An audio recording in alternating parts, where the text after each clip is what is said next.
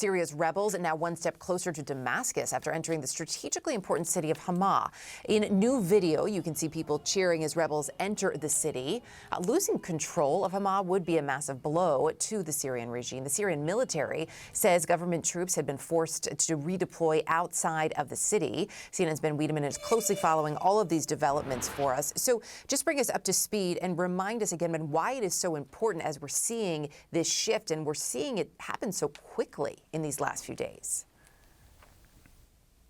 Yeah, it was only a few days ago, Erica, that the rebels were on the northern edge of Hama, and today it appears that after clashes from the north, the northeast, and the northwest, that the government forces simply pulled out of the city altogether. What we're seeing is rebels driving largely unopposed into the center of Hama, taking over, for instance, not only the city itself, but also adjacent military bases.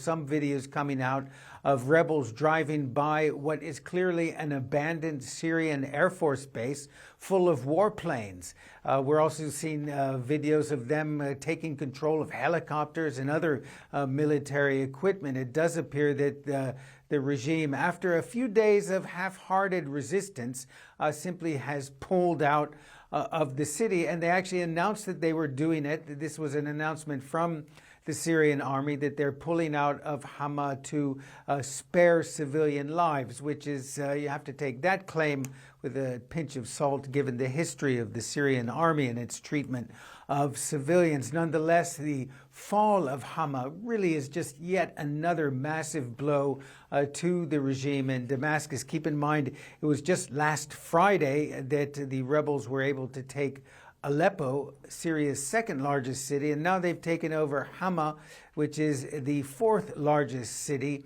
and yet another city on the road to Damascus. Basically, what you have left is the city of Homs, which isn't far. It's about 30 kilometers south of Hama, and after that, it's a straight drive to Damascus. And what we're seeing is that the regime clearly is on the back, is on a real defensive, and despite occasional Russian Air Force airstrikes, they don't seem to be getting much assistance from the Russians, the Iranians, or Hezbollah, all of whom have been distracted by their own conflicts elsewhere. Yeah, it is really something. Ben, appreciate it. Thank you. As we've been discussing just a week ago, it would have been difficult to anticipate this stunning shift. Despite the quick gains, though, for these rebel forces, one analyst argues that the real test for HTS and other factions is not Aleppo, a city with a predominantly Sunni population and a small number of Christians, but rather it will be in how they deal with the Alawite villages in rural Hama.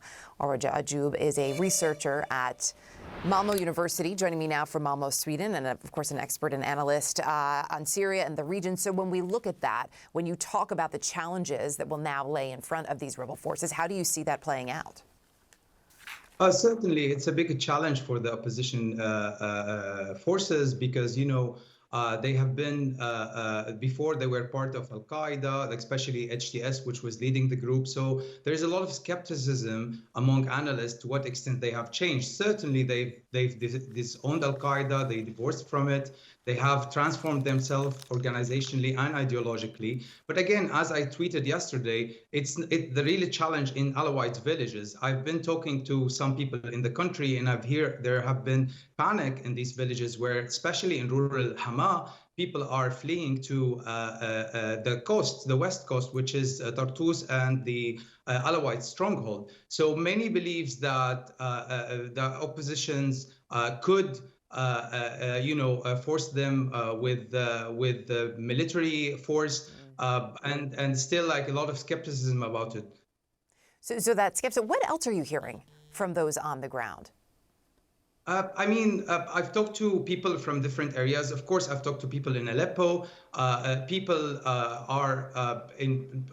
certainly there are positive views in Aleppo, how the opposition forces have been treating locals and Christians. But in Damascus, there is some panic. People not knowing whether this will move to advancement into Damascus.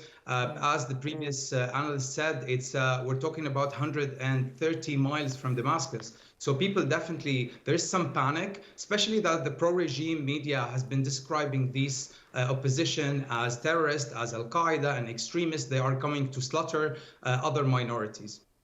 It's also fascinating we see, and Ben Wiedemann, my colleague, had touched on this, just even the statement from the Syrian military, though, at this point, saying that they're leaving because they're worried about civilian casualties. Also, as Ben was just reporting, leaving behind this air base, essentially, where rebels have now come into this abandoned Air Force base, taking over control of some of the equipment there. What does that tell you about the state of the Syrian military?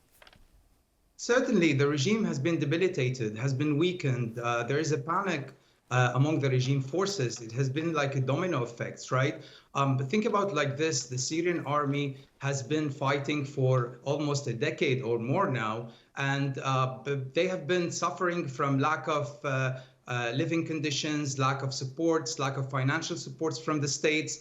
On the other hand, the opposition, the majority of these people who are fighting under the opposition have been displaced from Hama and Homs. So for them, it's a liberation battle, and they are willing to go above and beyond to do it. So there is this belief among the regime fighters that what they are fighting for, the enemy, which is, according to them, is the Syrian opposition, are coming to liberate their land. So it's very difficult position the Syrian regime finds itself in, not only because of that, but also because of the lack or like the shy support that it has been receiving from Russia and Iran so far. And in terms of that support, right, largely this sort of window of opportunity being seen as presenting itself for these opposition forces because of how distracted Russia, Iran, frankly Hezbollah, have become in recent months.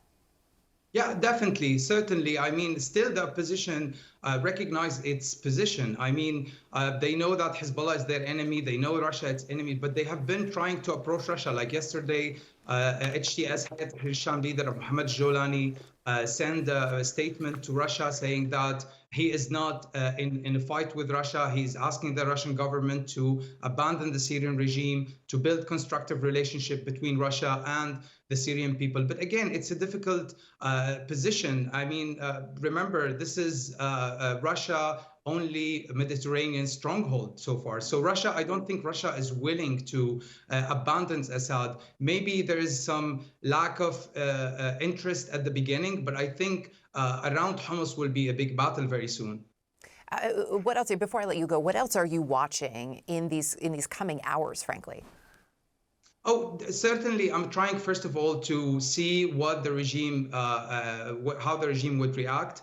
The opposition has great morals now, and for them, the eyes definitely are on Homs. The question is to what extent Russia and Iran are willing to see the Syrian regime collapsing before they intervene in full scale.